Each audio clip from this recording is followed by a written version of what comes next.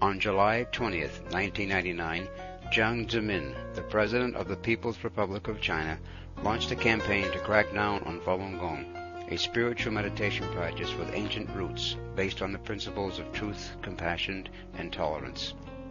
Fabricated stories against Falun Gong fill newspapers, magazines, and media broadcasts to an extent that rivals the propaganda campaign of the Cultural Revolution. To date, hundreds of practitioners are known to have been tortured to death, and thousands have been sent to mental institutions, labor camps, and prisons. Thousands more have been detained or jailed. Many blame this tragedy on the so-called April 25th incident, during which more than 10,000 Falun Gong practitioners gathered outside Zhongnanhai, the central government compound in Beijing, to peacefully appeal for their right to practice their spiritual beliefs. Was the April 25th incident a premeditated, organized political maneuver, as the Chinese government so claims? Or was it the inevitable response to the persecution carried out by the government over a long period of time?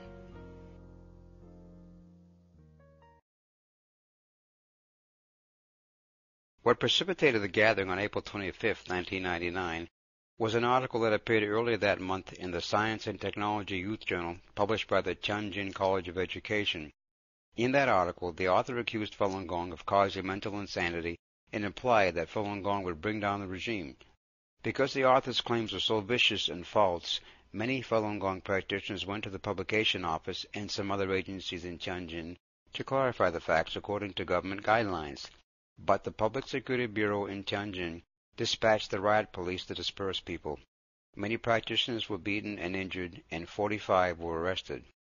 When others went to the local authorities to request their release, they were told that they had to take their appeals to Beijing.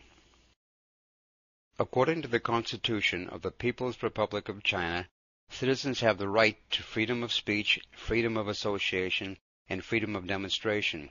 They also have the right to appeal in regard to injustice. The branch of the government where people are allowed to make appeals and file complaints is called the Appeals Office. Actually, we didn't go to Zhongnanhai. We went to the Central Government Appeals Office in Beijing to present our case. Since most of the people there was from out of town, they didn't know where the appeal office was. And since the sidewalk was full of people, they just stood there. There were a lot of people. The government always says that they are a government for the people and a government by the people. So on the day before April the 25th, we talked about it at our morning practice site. We felt that we needed to go to the appeals office of the State Council to let the situation be known. So the next day, we all kind of went there, hoping that the Premier would come out to talk to us. Premier Zhu Rongzhi did go out to meet the crowd, and along with some other officials, he held a meeting inside the State Council with several Falun Gong representatives, who requested that the practitioners in Tianjin be released, that practitioners have a fair environment to practice in, and that the ban be lifted on Falun Gong books. We heard that we could continue to practice and that the government would not intervene. In addition, we were told that the representative could continue the dialogue with the leaders on the following day. So upon hearing this, we felt that the leaders had taken this issue seriously, and when they could resolve the problem this way, we felt satisfied. The peaceful resolution of the April 25th incident drew attention from the world. Western countries praised both sides for the handling of the incident and considered April 25th a milestone in the Chinese government's pathway to democracy and openness. After the April 25th incident was over, it seemed that everyone was satisfied. Things went on as usual. But on July 20th, less than 3 months later, Jiang Zemin ordered a nationwide crackdown on Falun Gong. This unexpected, sudden change in attitude shocked the world. Falun Gong practitioners had used legal channels to express themselves and resolve the issue.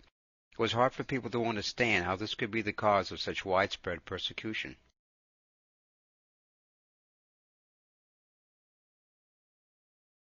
Even though Falun Gong is known for its gentle, meditative exercises, the focus of the practice is on living by high moral standards according to the principles of truth, compassion, and tolerance, or Zhen, Shan, Ren.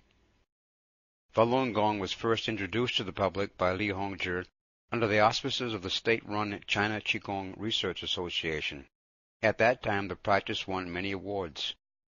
Mr. Li Hongzhi's work, Zhuan Falun, was the bestseller for several consecutive years in Beijing. In 1996, this book was rated one of the top 10 best-selling books in China by the Beijing Youth Daily. The State Sports Commission estimated that there were between 70 and 100 million Falun Gong practitioners across China and praised the practice for reducing national health care costs. 这位是财政局的退休女工，叫杨国秀。前几年是出了名的病篓子药患者。 She used to spend over 2,000 yuan on medical expenses every year. Now with the exercises, she not only doesn't spend a cent, but was awarded a Healthy Citizen Award by the government. 发的身体健康奖。 But Falun Gong's popularity in a communist country with only 60 million party members, many of whom were practitioners themselves, was cause for alarm and deeply unnerved the Chinese leadership. In 1996, Jiang Zemin banned Zhuan Falun. At the beginning of 1997, accusing Falun Gong of being engaged in illegal religious activities, the Public Security Bureau ordered local branches nationwide to investigate Falun Gong. But the investigation revealed that practitioners behaved themselves very well. There was no illegal activity. Because practitioners behaved so well, some agents involved in the investigation also started to practice. When they learned the facts, they realized that the accusation against Falun Gong as being superstitious or pseudoscience from the top leaders weren't true at all. There was no evidence that incriminated Falun Gong. Yet in 1998, another wave of investigations began. The local public security departments in some areas started to openly disrupt Falun Gong activities. In some regions, police banned Falun Gong activities, ransacked practitioners' homes, imposed fines, and detained practitioners, all in violation of the Constitution. State-controlled newspapers in many regions also started publishing articles that criticized and slandered the practice. In Beijing, police started going to many practice sites to monitor practitioners. 感觉来讲，就是在99年的春天吧，差不多这个时间，政府对我们要进行一些，起码我们感觉是进行一些调查和控制。那么，当然到4.25以后，我们再去练功的话，就更紧张了。这就是很明显的，就是警察、摩托车都在我们练功点上盯着。